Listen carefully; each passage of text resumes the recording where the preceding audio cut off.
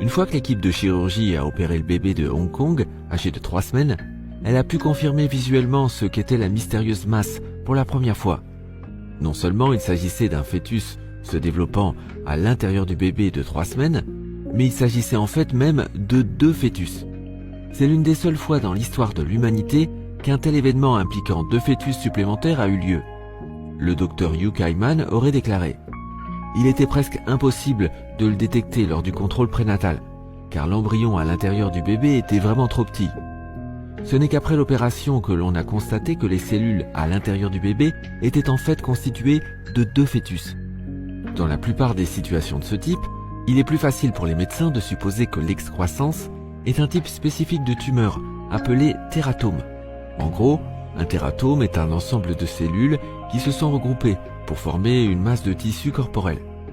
La différence entre ce type de croissance et une croissance fœtale est que la croissance d'un tératome n'est pas organisée et ne se transformera jamais en un bébé vivant. Les cellules utilisées pour créer le tératome peuvent se transformer en n'importe quoi, des muscles, des cheveux et même des dents parfois. J'espère que vous avez suivi notre conseil de remettre votre petit-déj à plus tard avant d'écouter toute cette histoire. Dans notre cas, cependant, lorsque l'abdomen du bébé a été examiné de près, les chirurgiens ont constaté la présence de 2 fœtus en développement, avec des colonnes vertébrales, des membres et des intestins. Leur sexe a même pu être identifié, il s'agissait de garçons. Ils avaient même des cordons ombilicaux, reliés à une seule masse placentaire, attachée au bébé. Il ne s'agissait certainement pas de simples masses de matière biologique. Bien qu'il soit encore extrêmement improbable que les 2 fœtus poursuivent leur développement à terme, ils commençaient néanmoins à se développer en bébés humains. Le docteur Yu Kaiman a profité de l'occasion pour préciser une chose.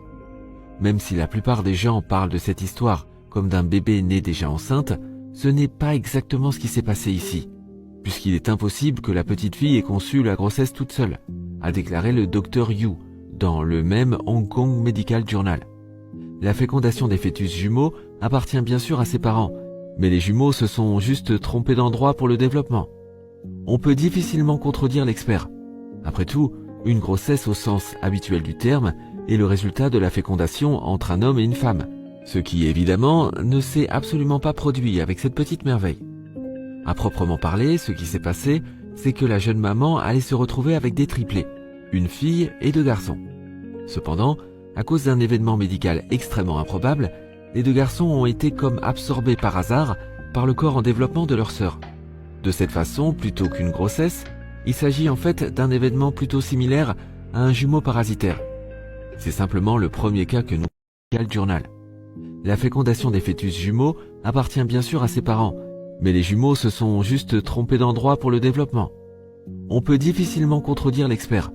Après tout, une grossesse au sens habituel du terme est le résultat de la fécondation entre un homme et une femme, ce qui évidemment ne s'est absolument pas produit avec cette petite merveille. À proprement parler, ce qui s'est passé, c'est que la jeune maman allait se retrouver avec des triplés, une fille et 2 garçons. Cependant, à cause d'un événement médical extrêmement improbable, les 2 garçons ont été comme absorbés par hasard par le corps en développement de leur sœur. De cette façon, plutôt qu'une grossesse, il s'agit en fait d'un événement plutôt similaire à un jumeau parasitaire. C'est simplement le premier cas que nous connaissons dans lequel il s'agit plutôt de triplés parasites. Bien que nous ayons entendu parler de choses assez folles en provenance de cet hôpital de Hong Kong, nous allons maintenant vous raconter le happy end de l'histoire. La mère et le bébé vont très bien. Et seulement 8 jours après l'opération, ils ont pu sortir de l'hôpital et rentrer à la maison sains et saufs. Pouvez-vous imaginer vivre une telle expérience ? Quelle est l'histoire de grossesse la plus étonnante qui vous soit arrivée ? Faites-le nous savoir dans les commentaires ci-dessous. Et n'oubliez pas de cliquer sur le bouton like, de vous abonner et de cliquer aussi sur l'icône de la cloche. Ça nous aide vraiment à continuer. À très bientôt sur la chaîne pour d'autres vidéos incroyables.